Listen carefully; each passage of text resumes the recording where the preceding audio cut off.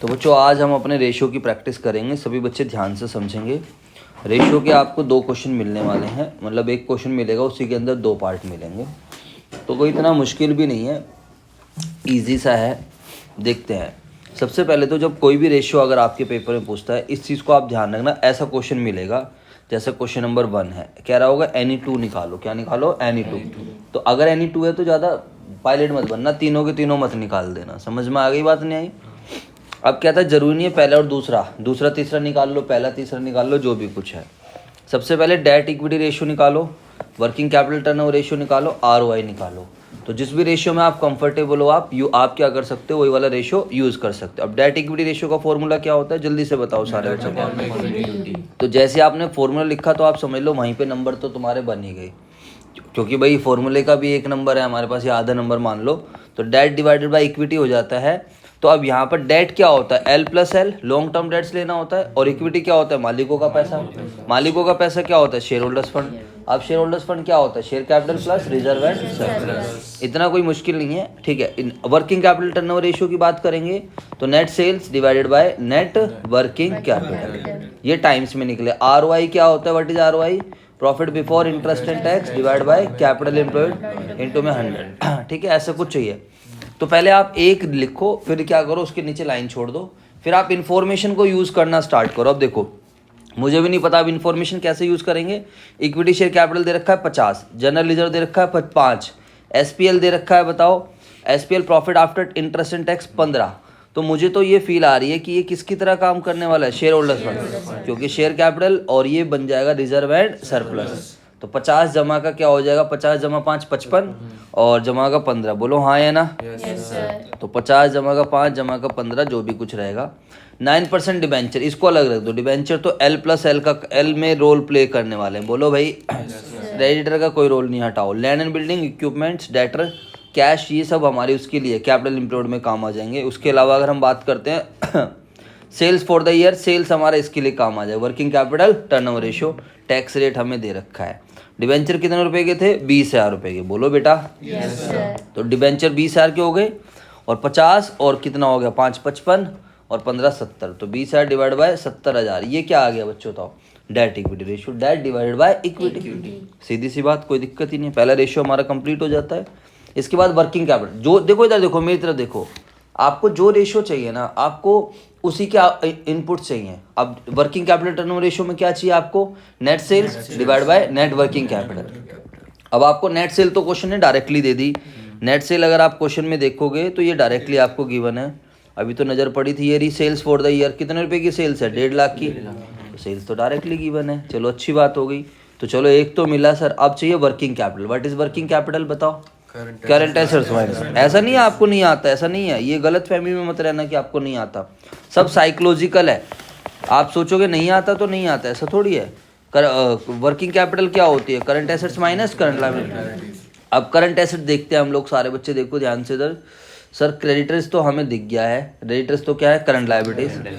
ये सब तो हमारी, ये डेटर है हमारे पास, क्या है, डेटर हो जाएगा करंट एसेट्स, और ये हो जाएगा। तो बस फिर डेटर और कैश को करंट ले लो, और कुछ नहीं दे रखा। 14 और 5 19 और 20, और 20 में से हम 15 घटाएंगे तो कितना आ जाएगा, 5,000 रुपए की वर्किंग कैपिटल। और सेल कितने की है मेरे भाई, 1.5 लाख की। तो 1.5 लाख डिवाइडेड क्या बात, 30 टाइम्स आ गया। बोलो हाँ या ना? हो गया आराम से। चलो इसके बाद चलते हैं ROI।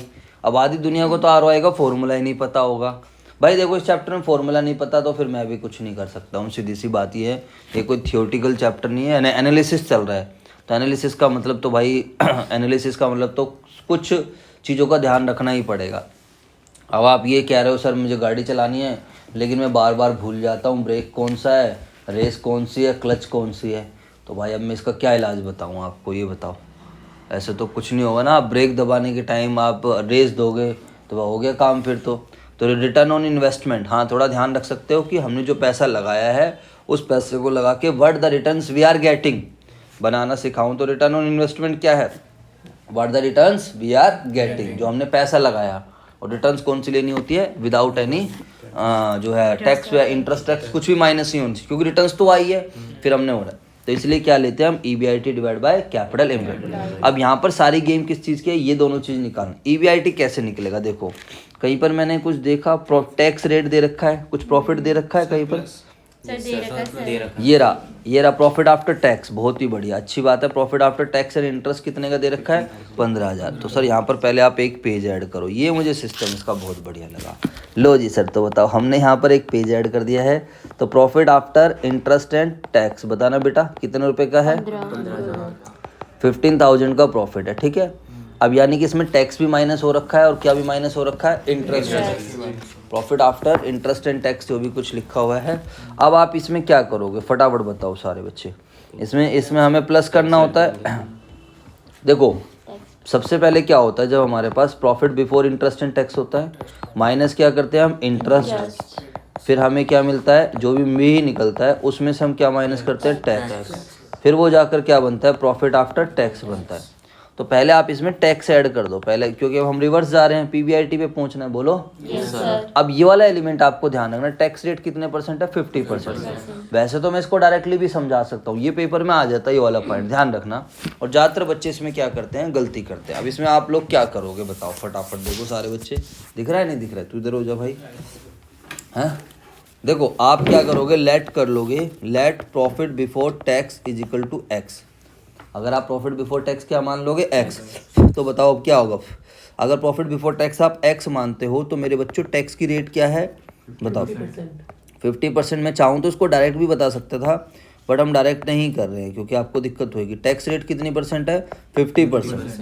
तो मेरे बच्चों टैक्स कितना बनेगा, छठी क्लास लगाएं तो हम एक्स का 50%, बोलो हाँ या ना। सर ये तो बहुत ही आसान हो गया, यानी कि टैक्स बन गया x/2। तो प्रॉफिट आफ्टर टैक्स क्या बन जाएगा, बिफोर टैक्स में से क्या माइनस कर दो, टैक्स, x/2, बोलो। यार इतना तो आपको समझ में आना चाहिए। तो 2 LCM तो ये आ गया x/2, और प्रॉफिट आफ्टर टैक्स आपको दे ही रखा है, ये आफ्टर इंटरेस्ट एंड टैक्स बात एक ही है। तो ये कितने का हो गया, 15,000। अरे बोलो, ठीक है। प्रॉफिट आफ्टर टैक्स तो x यहाँ से निकाल लोगे, कितना आ गया, 30 है। x क्या माना था आप लोगों ने, प्रॉफिट बिफोर टैक्स। तो मेरे बच्चों यहाँ से आप प्रॉफिट बिफोर टैक्स हो गया। तो अगर मैं बोलूँ तो कितने का है हमारे पास, देखो प्रॉफिट आफ्टर टैक्स हमारा कितने का था, 15। प्रॉफिट बिफोर टैक्स कितने का निकल कर आया, 30,000। इसका मतलब टैक्स इसके अंदर कितने का है। अगर आपको यहाँ पर टैक्स भी निकालना है तो टैक्स क्या था, x/2, बोलो यार। x/2 का मतलब क्या था, 30,000 डिवाइड बाई 2, 15,000। तो ऐसे आपका काम होगा। तो यानी कि टैक्स हम कितना कर देंगे, 15,000। समझ में आया नहीं है, बोलो।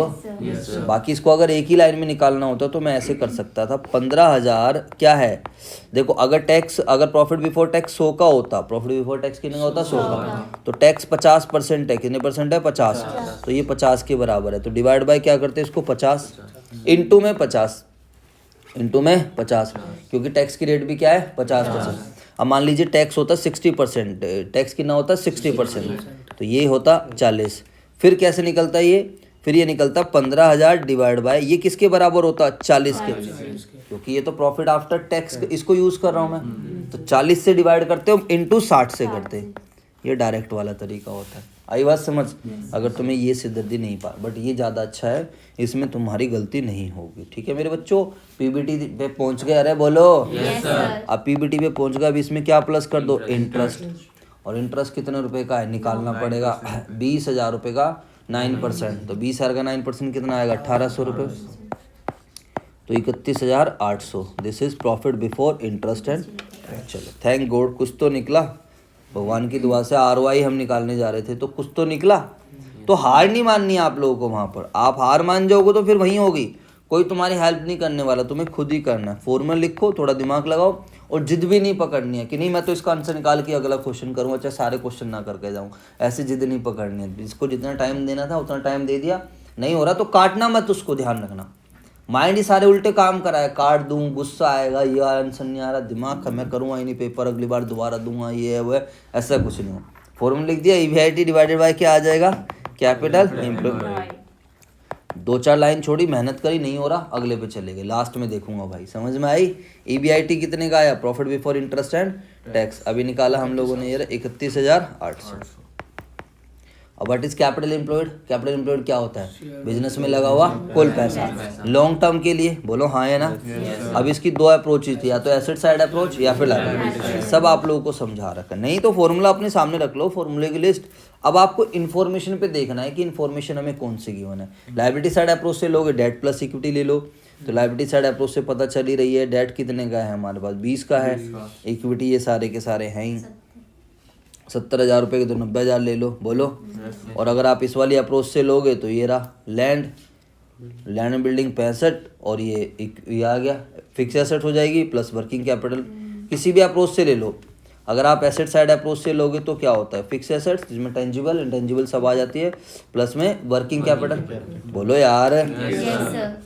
अब फिक्स एसेट्स कितने रुपए की आपके पास टोटल बताओ, अगर आप इस वाली तरीके से लेते हो? 65 और 15 80 प्लस वर्किंग कैपिटल अभी हमने निकाली थी ऊपर 5,000 की निकाली थी, है ना?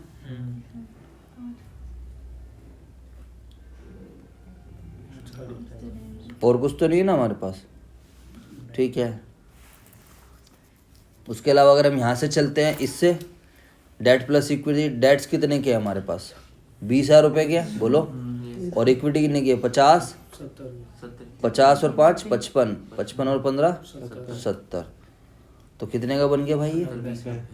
70 और 20 90 है ना? और यहाँ पर इसके हिसाब से कितने का बनेगा हमारा? 85। तो लायबिलिटी साइड अप्रोच से अगर हम चलते हैं, डेट प्लस इक्विटी, तो 70 जमा 20 ना 90,000 का। इन्होंने कितने का लिए? 90,000 का लिया है। हाँ ठीक है, जो ज़्यादा आ रहा है वही ले लिया फिर उन्होंने।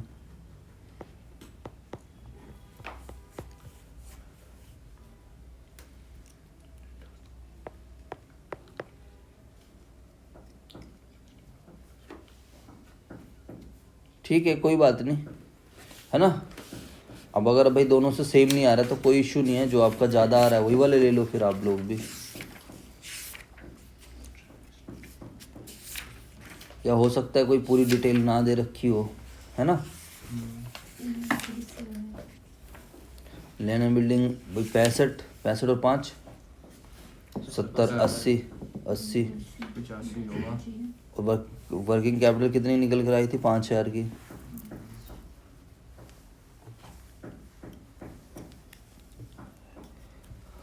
चलो कोई बात नहीं, आप लायबिलिटी साइड अप्रोच से ले लेंगे जो ज़्यादा आ रहा है। ठीक है बेटा, समझ आया है वाला क्वेश्चन? पक्का आप कर लोगे, पेपर में आएगा तो इसीलिए मैं आपको एग्जाम के क्वेश्चन करा रहा हूँ कि आपको देख के ना डर ना लगे, आपको लगे कि हाँ यार we can do it. From the following information calculate the ITR। अब देखो ITR का सबसे पहले तो फॉर्मूला पता होना चाहिए। What is the formula of ITR? Cost of revenue from operation divide by average inventories divide by average inventory, जिसको हम कॉस्ट ऑफ गुड्स। अब ये यार हमें पता है, कोई सा भी तरीका लग सकता है COGS निकालने का। Opening stock plus net purchase plus direct expense minus closing stock, या हो सकता है सेल्स में से ग्रोस प्रॉफिट दे रखा हो, सेल्स में से ग्रोस प्रॉफिट माइनस कर दो, या फिर सेल्स प्लस क्या हो सकता है? Gross loss. एवरेज इन्वेंट्री बच्चों वाली चीज़ है, opening plus closing divide by. अब वो क्या करता है? ओपनिंग और क्लोजिंग का रिलेशन देता है। बस कहता है ओपनिंग क्लोजिंग कितनी है, क्लोजिंग इन्वेंट्री ओपनिंग स्टॉक की 5 टाइम्स है या प्लस है, बस ऐसी कहानी देता है और कुछ नहीं देता। बताओ, अब पढ़ते हैं ना आपके सामने क्वेश्चन। तो कहता है ओपनिंग 31 मार्च, अच्छा ये 15 16 16 17, तो ये हमारा क्लोजिंग हो जाएगा। ठीक है, ये हो जाएगा ओपनिंग। तो opening inventory closing. Revenue from operation, अच्छा तो 2 साल का निकालना पड़ेगा हमारे को। अच्छा हाँ, 2 साल का निकालना ITR फॉर द ईयर 15 16 और 16 17। बोलो भाई। क्योंकि 2 साल की सेल दे रहा है तो अब इसका हमें ज़रूरत ही नहीं होती। चलो यहाँ तो ओपनिंग क्लोजिंग मान लेते। और in year 15 16 inventory increase by 2 lakh. 15 16 में इन्वेंट्री जो है वो इंक्रीज हो गई है कितने रुपए से? 2 लाख रुपए से। इसका क्या मतलब है? 31 मार्च को हमें इन्वेंट्री दे रखी है। अच्छा, यानी कि ओपनिंग इन्वेंट्री जब इसकी बात करोगे, ये 15 16 के एंड की दे रखी है। बोलो। इसके ये वाली इस साल 2 लाख की बढ़ी है, इसका मतलब साल के स्टार्टिंग में इन्वेंट्री कितने की होगी? 5 लाख की। बोलो। भाई इस 16 17 का तो ओपनिंग क्लोजिंग दोनों मिल गया, क्योंकि जो 15 16 का क्लोजिंग है वो 16 17 का ओपनिंग बन जाएगा। अब देखो इस वाले पॉइंट को पढ़ो, ये वाला पॉइंट हमारे लिए अच्छा है। Gross profit is 25% on cost of revenue from operation. ये एक पॉइंट बढ़िया। बताओ अब आप क्या करोगे इसका। ग्रॉस प्रॉफिट जो है वो क्या है, 25% है। किसका 25% है? Cost of revenue from operation. पता है क्या होगा इसमें? उसका 25% निकाल के माइनस कर देंगे, नेट आ जाएगा। ऐसा नहीं होगा लुलू, इतना पायलट थोड़ी है तू। देखो आपको एक क्वेश्चन सोल्व करना है, तो पहले 15-16 इधर देख लो बेटा करने का तरीका। सबसे पहले ये पूरा लिखना, ITR inventory turnover ratio, cost of, नए वाला लिख दो revenue from divide by average inventories, ठीक है। या फिर इसको बोल सकते हो COGS divide by average stock, पुराने में जाए तो हम, नो प्रॉब्लम। 2-3 लाइन छोड़ दो। अब मेहनत करते हैं हम cost of revenue from operation, इसके लिए मेहनत करते हैं, ठीक है। अब ये इन्फॉर्मेशन, अब ये पागलुतरा मत लिखने लगे opening stock, net purchase, direct expense, ऐसा नहीं है। It depends on information. अरे यार जब तुम्हें यहाँ से पेपर देने जाना है, अपने स्कूल जाना है, तो तुम ये थोड़ी टारगेट बना के मैं उसमें RTV में ही जाऊँगा। अब RTV मिल रही है RTV में चले जाओ, ई रिक्शा है तो ई रिक्शा में चले जाओगे। डिपेंड करता है स्कूल कहाँ पर है। चैंपियन है तो चैंपियन में चले जाओ, कोई घर वाला छोटा उसके साथ चले जाओगे। बोलो हाँ है ना। तो हर बार जरूर थोड़ी कि हर पेपर में तुम सेम ही व्हीकल में जाओगे, तो हर बार इन्फॉर्मेशन जरूर थोड़ी है वही लगेगी। 10 इन्फॉर्मेशन समझा रखी है, तो इन्फॉर्मेशन को देखो, सेल दे रखी है और क्या दे रखा है, ग्रॉस प्रॉफिट का रिलेशन। बोलो यस सर। तो यानी कि इस बार cost of revenue from operation कैसे निकलने वाला है, सेल्स में से क्या माइनस कर दो, ग्रॉस प्रॉफिट। सेल्स में से क्या माइनस कर दो, ग्रॉस प्रॉफिट। सेल आपको पता है 50 लाख की है, अभी मेरा सारा ध्यान किस पे है, 15-16 पे। बोलो यस सर। अब ग्रॉस प्रॉफिट का क्या रिलेशन दे रखा है, इधर देखो। ये मैंने कल भी आपको समझा रहा जब मैं उसके क्वेश्चन करा था। Gross profit is 25% on cost of revenue from operation. इधर देख ले बेटे, लक्की जो तू कह रहा था ना 25% निकाल देंगे, माइनस कर देंगे, वो देख गलत है। इधर देख, क्यों? ये 25% तो ठीक है माइनस कर देंगे, लेकिन किसके ऊपर है, कॉस्ट के ऊपर। रिलेशनशिप कॉस्ट पे दे दिया, रिलेशनशिप किस पे दे दिया, कॉस्ट पे, और दे क्या रखी है, सेल। बोलो यार। तो अब मैं 50 लाख पे नहीं कर सकता, यही तो देगा वो आपको क्वेश्चन में। ये 50 लाख का 25% तो कोई भी निकाल दे। आप इन दोनों की मल्टीप्लाई नहीं कर सकते। 11th क्लास फाइनल अकाउंट याद करो। अरे यार बोलो ना। और वो कह रहा है प्रॉफिट 25% ऑन कॉस्ट है, और जबकि दे क्या रखा है, सेल। अब 2 तरीके होते हैं, या तो आपको 11th का रिलेशन आना चाहिए, डायरेक्ट अगर करना है, मैंने 11th में भी समझाया था, रिलेशन ऑफ ग्रॉस प्रॉफिट याद करो। अब ग्रॉस प्रॉफिट का ऑन कॉस्ट क्या है, ऑन सेल क्या होगा। हेलो, एक मिनट, यहीं पे है क्या तू? देखना यार, यहाँ बाहर स्कूटी की चाबी, संदीप सर आया हुआ है, गेट खोल दो, बाहर स्कूटी की चाबी रखी होगी। जा तू जा, ठीक है। अब देखो relation of gross profit on cost क्या है, 25% है। बोलो भाई इसको तोड़ो, जब आप इसको तोड़ोगे ना तो आपको अपने आप समझ में आ जाएगा। 25/100, इसका मतलब पता है क्या होता है, इसका मतलब है 100 रुपए की कॉस्ट पे 25 का प्रॉफिट। 100 रुपए की कॉस्ट पे 25 का प्रॉफिट। इसी को मैं छोटा कर सकता हूँ, क्या छोटा कर सकता हूँ, 1/4, यानी कि 4 रुपए की कॉस्ट पे 1 का प्रॉफिट, यानी कि 4 की कॉस्ट पर 1 का प्रॉफिट। भारी हो गया शायद। 4 की कॉस्ट पे कितने का प्रॉफिट, 1 का प्रॉफिट। बात समझ में आई या नहीं है, बोलो। अब ऑन सेल पे निकालना है तो बहुत आसान होता है। प्रॉफिट तो क्या रहेगा, सेम रहेगा। याद करो, प्रॉफिट तो क्या रहेगा, सेम। सेल क्या होगी, 4 + 1 5। सेल वैल्यू क्या होती है, ज़्यादा होती है ना। सेल वैल्यू क्या होती है, ज़्यादा। तो सेल क्या है, सेल कैसे बनती है बताओ, सेल कैसे बनती है, कॉस्ट प्लस प्रॉफिट। भाई एक बात बताओ, ये मैं डब्बा बेच रहा हूँ, 4 की कॉस्ट पे 1 का प्रॉफिट, तो मैं अभी इस रिलेशन को कॉस्ट पे बता रहा हूँ, तो इसी बात को मैं ऐसे कह सकता हूँ ना, 1 का प्रॉफिट 5 की सेल पे। बोलो हाँ है ना भाई, एक ही चीज़ कहने के तरीके हैं। जैसे मैं अभी बोलूँ कि हमारी क्लास में 5 बच्चे हैं, 12th में जो बच्चे हैं 5 बच्चे हैं, 5 बच्चे प्रेजेंट है आउट ऑफ 20 बच्चे मान लेते हैं। और अगर मैं इसी रिलेशन को ऐसे बोल सकता हूँ 5 बच्चे प्रेजेंट है आउट ऑफ टोटल 100 स्टूडेंट्स। यहाँ पर नीचे क्या ले लिया मैंने, संजय क्लासेस के सारे बच्चे। यहाँ पर नीचे कौन से बच्चे ले लिए, 12th के। बोलो यार। तो यहाँ पर रिलेशनशिप क्या है, 1/4, 4 की कॉस्ट पे 1 का प्रॉफिट, 4 की कॉस्ट पे 1 का प्रॉफिट। अब क्या है, प्रॉफिट तो 1 का ही रहेगा, लेकिन सेल वैल्यू क्या होगी, ज़्यादा होगी। तो बहुत आसान होता है ये। कॉस्ट पे दे रखा है तो 25/100, 1/4। सेल पे निकालना होगा तो ऐड कर दो, कॉस्ट पे निकालना होगा तो माइनस। सर अब इससे फ़ायदा क्या होता है, अब आपको दोनों रिलेशन पता है, सेल वाला भी पता है और कॉस्ट वाला भी। अरे बोलो यार। अगर आपको क्वेश्चन में कॉस्ट गिवन है तो इसको यूज़ कर लो, क्वेश्चन में सेल गिवन है तो इसको यूज़ कर लो। अब आपको गिवन क्या है क्वेश्चन में बताओ, कॉस्ट नहीं गिवन है, सेल गिवन है। क्या गिवन है, सेल। तो आपको सेल वाला रिलेशन डायरेक्ट निकाल सकते हो। तो बताओ, यानी कि तो ग्रॉस प्रॉफिट जो हो जाएगा दैट इज 1/5 ऑफ सेल। तो 1/5 ऑफ सेल का मतलब हो जाएगा 50 लाख। ठीक है मेरे बेटा, समझ में आई बात या नहीं है। एक तो तरीका होता है ये, नहीं सर हमें तो ये समझ नहीं, अगर तुम्हें ये समझ में ना आए और जब रिलेशनशिप अलग अलग हो तो देखो, आपको सेल गिवन है, फटाफट बताओ सेल कितने की गिवन है, 50 लाख, और ग्रॉस प्रॉफिट क्या है, 25% ऑन कॉस्ट। तो रिलेशन अलग अलग है। अब आप ऐसे में क्या कर लो, लेट कर low cost of goods sold, या फिर जो भी इसको COGS बोल सकते हो, फिर लेट मान के तो सब कुछ हो जाएगा। लेट COGS भी एक्स मान लिया, तो बताओ ग्रॉस प्रॉफिट क्या हो जाएगा। सीधा है, कॉस्ट पे तो रिलेशन है ही, एक्स का 25%। बोलो हाँ है ना, x/4। ठीक है। अब आपको पता है सेल क्या होगा, सेल्स क्या, या तो सेल या ग्रॉस प्रॉफिट क्या होता है आपको पता है, सेल्स माइनस COGS। अरे बोलो। तो ग्रॉस प्रॉफिट x की टर्म्स में निकला है x/4। बोलो। सेल क्या है 50 लाख और COGS क्या मानी है, x। इसको उठा के इधर लिया है, तो x/4 प्लस x बराबर 50 लाख। बोलो यार। 4 LCM ले लेंगे तो x प्लस 4x बराबर क्या आ जाएगा, 50 लाख।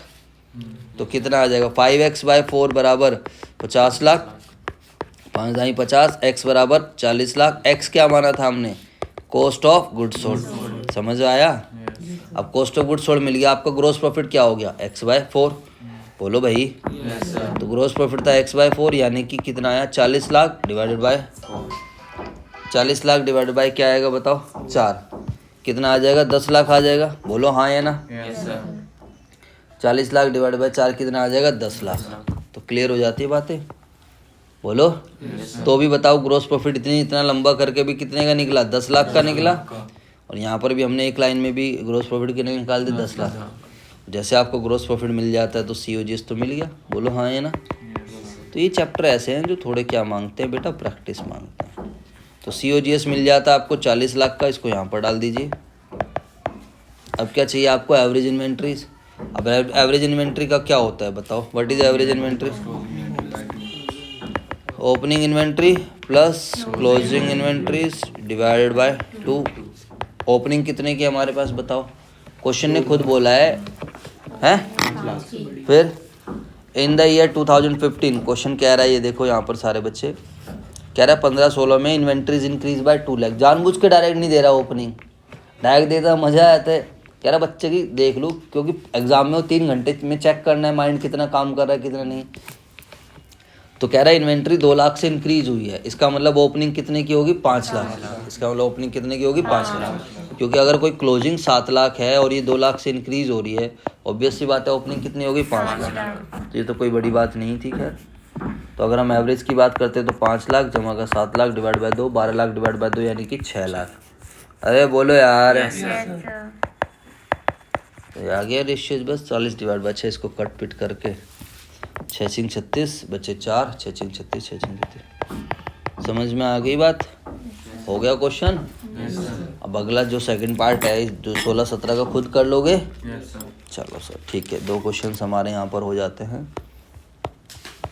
अब हम चलते हैं अपने स्कैनर के क्वेश्चन नंबर 3 पर। ठीक है, ये तो आसान सा क्वेश्चन है, करा भी रखा है पहले। करंट एसेट 3 लाख की है, करंट लायबिलिटीज 2 लाख की है, तो इसलिए एट प्रेजेंट करंट रेशियो क्या है, 1.5:1। बोलो। अकाउंटेंट क्या चाह रहा है, is interest in maintaining current. Accountant चाहता है कि करंट रेशियो क्या बन जाए, 2:1। अभी उनका करंट रेशियो क्या है, 1.5:1। अभी वो क्या चाहता है, 2:1। और कैसे करना चाहता है, bye paying of a part of current liability. कई बार वो करंट एसेट्स एक्वायर करके रेशियो बनाएगा, कई बार करंट लायबिलिटीज को पे करके। बोलो, ऐसा क्वेश्चन भी आया था पेपर में। Compute the amount of current liability that should be paid so that the current ratio at the level of 2:1 can be maintain. कर लोगे या करवा दूं? अरे बोलो, जैसा कह रहे हो करवा देता हूँ अगर कराना है तो। हाँ, तो ratio of current asset current liability दे रखा है 3 लाख 2 लाख, ठीक है। तो अभी हमारी एट प्रेजेंट में हमारी करंट एसेट्स कितने की है? 3 लाख की है। बोलो, करंट लायबिलिटी 2 लाख की है। तो अभी प्रेजेंट का रेशियो क्या है? 1.5:1। अकाउंटेंट चाह रहा है कि रेशियो क्या बन जाए? 2:1।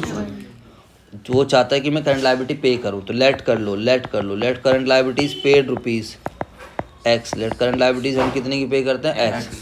तो बताइए न्यू करंट एसेट्स कितने की बन जाएगी? जब आप पैसे पे करोगे तो पैसा भी जाएगा 3 लाख माइनस एक्स, और न्यू करंट लायबिलिटीज कितने की बन जाएगी? 2 लाख माइनस एक्स। तो न्यू करंट रेशियो क्या बन जाएगा? 3L minus x, 2 lakh minus x. अरे बोलो। और अकाउंटेंट क्या चाहता है इसको? 2:1। अब इसकी मल्टीप्लाई करके एक्स की वैल्यू निकाल लेना। हमें करंट लायबिलिटी का इतने रुपए देने पड़ेंगे, जिससे हमारा करंट रेशियो क्या बन जाएगा? 2:1। ये क्वेश्चन भी कराने का मतलब, जब आप ये क्वेश्चन मेरे से कराना चाह रहे हो तो मुझे पता है आप लोगों ने कितनी प्रैक्टिस पहले कर रखी है ना। चलो जी सर, इसके बाद ये क्वेश्चन अच्छा है, ये क्वेश्चन पेपर में आएगा तो आप देखते के साथ ढेर हो सकते हो। ढेर किस वजह से हो गए? ये दिखेगा तो बस वैसे ही हो जाओ, हो ये क्या दिख गया भैया, हटाओ, हमारे बस की नहीं है। जबकि आसान क्वेश्चन है, बढ़िया क्वेश्चन है, देखो पढ़ो इसको। 2019 में आ रखा है question, calculate opening and closing trade receivable. कह रहा है बच्चे समझदार हैं, जो हम डेटर निकलवाते हैं, रेशो दे देते हैं और कुछ उल्टी सीधी चीज़ निकलवा लेते हैं। क्या निकलवा लेते हैं? ओपनिंग डेटर और क्लोजिंग डेटर, है ना। No problem. TR दे रखा है, ट्रेड रिसीवेबल टर्नओवर रेशो। बोलो यार, 4 टाइम। अब पहले तो आपको ट्रेड रिसीवेबल टर्नओवर रेशो का फॉर्मूला पता होना चाहिए। क्या फॉर्मूला होता है? नेट डेटर बनते किससे? क्रेडिट सेल से। बोलो यार। तो net credit sale divide by average trade receivable, है ना। Cost of revenue from operation, बहुत ही बढ़िया बात है, कॉस्ट दे रखी है। अच्छा, ये ग्रॉस प्रॉफिट का ध्यान रखना, जब क्वेश्चन साइलेंट भी रहता है तो हमेशा किस पे रहता है? ये सेल पे, क्योंकि ग्रॉस प्रॉफिट का रेशियो क्या होता है? क्या फॉर्मूला है gross profit ratio? Gross profit divide by net sales into में 100। आई बात समझ? तो ये जो ग्रॉस प्रॉफिट है ये हमेशा सेल पर होता है। ये किस पर है? ये हमेशा सेल पर। ऐसा नहीं है कि क्वेश्चन साइलेंट है तो कॉस्ट दे दी तो कॉस्ट से मल्टीप्लाई कर दो, नहीं, साइलेंट भी होगा तो ग्रॉस प्रॉफिट रेशियो निकलता कैसे है? बताओ कैसे निकलता है gross profit ratio? Gross profit divide by revenue from net sales. बोलो। तो इस बात को, क्लोजिंग ट्रेड रिसीवेबल 15,000 रुपये मोर देन है, ओपनिंग ट्रेड रिसीवेबल से कोई बड़ी बात नहीं है। कैश सेल बता रहा है 33 सहित 1/3% of credit revenue from operation. यार हम तो अपने टाइम में बच्चे होते थे, हम तो यार सब कर दिया करते थे। बताओ तुम लोग ही, तुम्हें इतना अच्छा पढ़ाया जाता है फिर भी तुम रोते रहते हो। तुम्हें हर चीज़ का शॉर्टकट चाहिए ना बेटा, शॉर्टकट से ज़िंदगी नहीं चलती है। चलो करते हैं इस क्वेश्चन को, ठीक है। कैसे करेंगे? सबसे पहले लिखते हैं फॉर्मूला। क्या फॉर्मूला है? ट्रेड रिसीवेबल टर्नओवर रेशियो का नेट क्रेडिट सेल या net credit revenue from operation divide by average trade receivable. 2-3 लाइनें छोड़ देते हैं। अब इन दोनों पे निकालने की, ये तो आपको दे ही रखा है 4 टाइम्स, ठीक है। आपको निकालना क्या है? ओपनिंग TR निकालना है। जो निकालना हो तो उसको साइड में लिख दो, जिससे कि आपकी बुद्धि बार बार उसको देखती रहे। और क्या निकालना है? क्लोजिंग ट्रेड, बार बार मार दो आप, कोई नहीं, ठीक है। ओपनिंग TR निकालना है और क्लोजिंग TR निकालना है। क्या आपको रेवेन्यू फ्रॉम ऑपरेशन मिल रहा है? कैश दे रखा है, ऊपर अगर हम चलते हैं कॉस्ट दे रखी है। आओ सबसे पहले हम निकालते हैं revenue from operation. Revenue from operation क्या हो गया? Net sales. वो मैं कैसे निकाल सकता हूँ? मुझे कॉस्ट दे रखी है। क्या दे रखी है? Cost of revenue from operation. इसमें मैं क्या ऐड कर दूँ? ग्रॉस प्रॉफिट, क्योंकि कॉस्ट में प्रॉफिट ऐड कर दो तो सेल मिल जाती है। बोलो यार। Yes sir. अब कॉस्ट हमें दे रखी है, कितनी की दे रखी है? 3,20,000 की। 20,000 अब ग्रोस प्रॉफिट दे रखा है 20%। मैं 3,20,000 पे मल्टीप्लाई नहीं कर सकता, यहीं फंस जाऊंगा क्योंकि वो सेल पर है। यस अब या तो वो डब्बा यूज़ कर लो, आपको याद हो तो, रिलेशन ऑफ जीपी, वरना तो फिर एक्स वैक्स मान के करते रहो। अब बताओ ऑन कॉस्ट कितना है? बोलो, अभी समझाया मैंने, कितने परसेंट है पता ही नहीं है। ऑन सेल, अबे नशे में है क्या? ऑन सेल है वो, जब क्वेश्चन साइलेंट रहता है तो सेल पे होता है, तो 1/5। बोलो, बट मैं इसको यूज़ नहीं कर सकता, क्यों? क्योंकि कॉस्ट गिवन है, क्योंकि आपको गिवन क्या है? कॉस्ट। अब ये इसका मतलब 5 की सेल में 1 का प्रॉफिट, आपको उसको कॉस्ट पे निकालना पड़े, तो प्रॉफिट तो क्या रहेगा? 1 का ही रहेगा, कॉस्ट क्या हो जाएगी? 4। बस अब इसको यूज़ कर लो आप। अब यहाँ से डायरेक्टली आपका काम हो जाएगा 1/4, एक की लाइन में काम हो जाएगा। अदरवाइज तो क्या मानना पड़ेगा? लेट कर लो सेल बराबर एक्स। आप अब सेल माननी पड़ेगी क्योंकि रिलेशन सेल पे है, लेट सेल बराबर एक्स।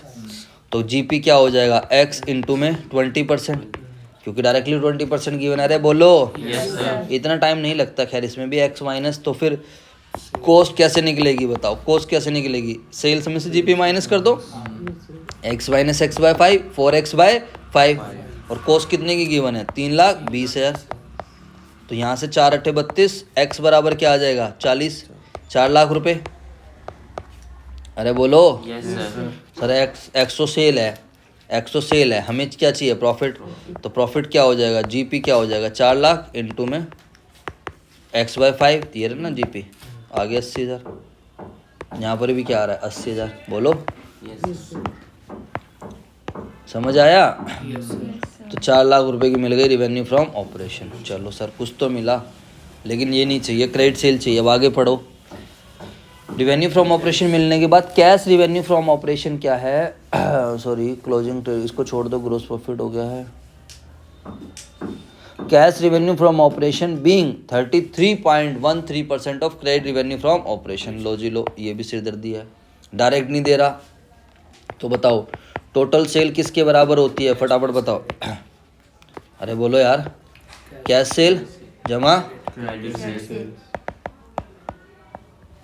अब मान लेते हैं लेट, अब रिलेशन वो किस पे दे रहा है? कैश रिवेन्यू फ्रॉम ऑपरेशन 33 सहित 1/3 of credit revenue from operation है। तो लेट कर लेते हैं क्रेडिट सेल या क्रेडिट रिवेन्यू फ्रॉम ऑपरेशन बराबर वाई मान लेते हैं, क्योंकि हमने एक्स पहले ही मान लिया। बोलो, यस सर। तो कैश रिवेन्यू फ्रॉम ऑपरेशन क्या हो जाएगा? कैश रिवेन्यू फ्रॉम ऑपरेशन क्या होगा? वाई। अब 33 सहित 1/3% का मतलब तो पता होगा, 33 3 9, 99 और 1 100/3%, वाई गुणा में 100/3%। अरे बोलो, यस सर। तो वाई इंटू में 100/3 परसेंटेज हटती है तो बटे में क्या आता है? 100 आता है। तो ये तो थोड़ा बहुत मैथमेटिक्स आती होगी, y/3। बोलो बेटा। Yes sir. तो क्रेडिट इतना है, कैश इतना होगा, तो टोटल रिवेन्यू फ्रॉम ऑपरेशन क्या हो गया? कैश जमा क्रेडिट। कैश कितना आया? y+3 और ये y, और टोटल रिवेन्यू आपने निकाल ही लिया, कितने का? 4 लाख। समझ आया?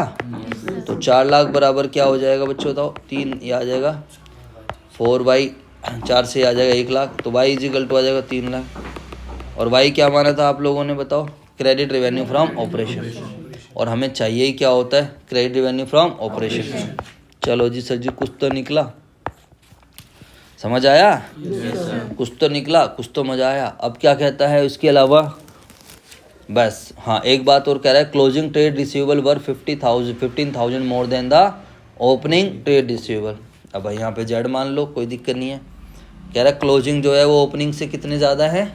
15,000। अरे बोलो, यस सर। तो लेट कर दो opening trade receivable is equal to Z. बोलो, यस सर। तो क्लोजिंग ट्रेड रिसीवेबल क्या हो जाएगा? Z plus 15,000। एवरेज क्या हो जाएगा बताओ? एवरेज ऊपर ही निकाल लेते हैं, opening plus closing divide by 2। चलो यही निकाल लेता हूँ। तो एवरेज बराबर opening plus closing divide by 2, तो 2z डिवाइड बाय 2 होगा, तो z प्लस 7,500। एवरेज आ गया, बोलो हाँ या ना? Yes sir. तो z प्लस 7,500। इसको इससे काट दो 4 के पाड़े में, 4 7 28, बचे 2, 4 5 20। ये पता है ना, ऊपर से कट जाता है ऐसे। Yes sir. तो जेड प्लस 7500 बराबर 75,000। तो जेड क्या आएगा, इसको इधर लेकर जाएंगे, है ना भाई। तो कितना आएगा, 75 में से 7 घटाएंगे 68, है ना। 68 में से 500 घटाएंगे तो 67,500। तो जेड क्या माना था आप लोगों ने, ओपनिंग ट्रेड रिसीवेबल। कितने का है ओपनिंग ट्रेड रिसीवेबल, 67,500। अरे बोलो। Yes sir. और क्लोजिंग क्या था, जेड प्लस 15, तो 67,500 जमा का 15,000, 67,500 72 और ये आ जाएगा 82,500। आई बात समझ या नहीं। ऐसे क्वेश्चन आते हैं और ऑब्वियसली बात है कितनी सारी नॉलेज इसने आपकी चेक करी है। तो ये तुम्हें क्या लग रहा है यार, ये ऐसे ही होता है कि सर ने समझा दे और कर दे। बेटा दिमाग लगाना, आपको अपने हिस्से की मेहनत करनी पड़ती। अब तुम 90 प्लस वाले नहीं और मैं तुम्हें ज़बरदस्ती 90 प्लस वाला बनाता रहूँगा। 90 प्लस वाले बच्चे आते हैं, सर ये डाउट है, ये डाउट है, सर ये डाउट है, ये बता दो बस फटाओ। वो ऐसे नहीं आते, सर ये भी करा दो, ये भी करा दो, ये भी करा दो, सर ये भी नहीं हो रहा, ये भी नहीं हो रहा। उनकी बात ही अलग रहती है। चलो मुझे लगता है आप लोगों को थोड़ा बहुत समझ में आया। 5 क्वेश्चंस मैंने कराए, ठीक है।